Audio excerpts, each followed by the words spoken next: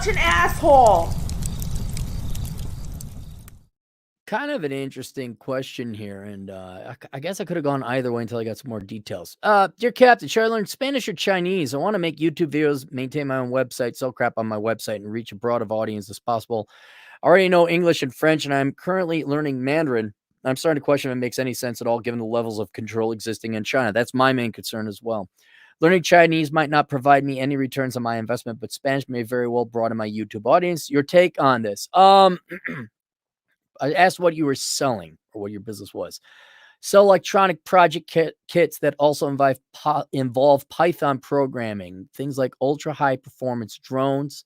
The choreography in Swarm Handshake is coded in Python. You're way above my IQ level here. 3D printed this and that. Okay, kind of tech nerd geek stuff. In my YouTube videos, I expose the projects, explain the electronics and the code, and I run some field tests that I try to make as entertaining as possible. I'm pretty certain that Spanish is a better global language than Chinese for this kind of business, but I want to hear what you have to say. Also, I presume my Spanish audience would prefer it if I can narrate my Spanish videos myself in good fluent Spanish rather than have them dubbed in Spanish by a third party. Sí, verdad. Es verdad. Yeah, I would go with that, and for no very complicated reasons. First, it's going to be easier to learn. Second, I think that the projects you're selling would sell well to a Western audience more than an Eastern audience. You have Western infrastructure. Another thing, like you're doing YouTube, right? Well, if you go to Mandarin or Chinese or Cantonese, whatever, if you go Eastern, you're not just going Eastern language, you're going Eastern economic system. So now you have to be on whatever their version of YouTube is.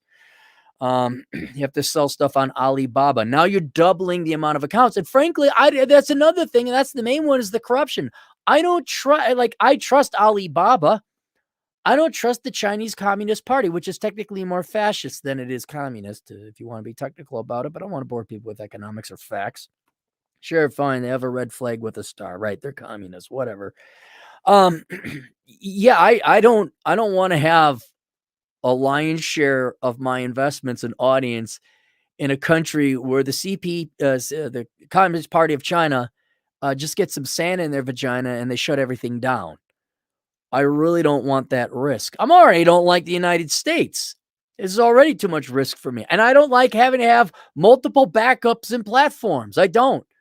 Entrepreneurs should be able to do their entrepreneurial thing, and then hopefully the people and consequently the governments they elect would be smart enough, like, hey, these entrepreneurs kind of keep us alive and employed and produce all the stuff we need. They're very integral and vital to society. Let's make it easy for them. They don't. And I just wouldn't bother dealing with China. I mean, the corruption ratings alone from the transparencyinternational.org, it's horrible. And so I just would not bother investing in any kind of infrastructure in China. Now, the only way where I would have said maybe China is if you were importing some kind of manufactured good. You're somehow in manufacturing where, okay, I will give the Chinese people and the government credit. At least you produce stuff. We can't even claim that in the West. We're all like, oh my God, a factory, but it produces smoke and we're going to burn our children with the global warming. I'm going to get a sociology degree and tell the rest of the world what to do.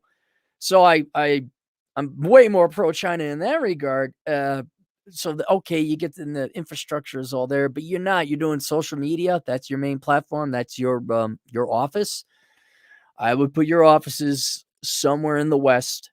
I would speak Western languages. I would sell to a Western audience, and I would stay out of China. I was looking at like, well, who speaks Mandarin?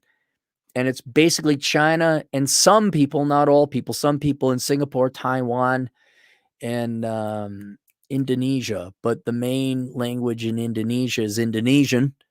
And Mandarin is a minority language in Singapore, but we're not talking large populations either. I know I get the Chinese market. I'm like, I mean, how much money do you need to make? Oh, you made that money? Oh, it's gone. because you're over at the Chinese bank that it just disappeared. And good luck finding that. So there you go. Any comments?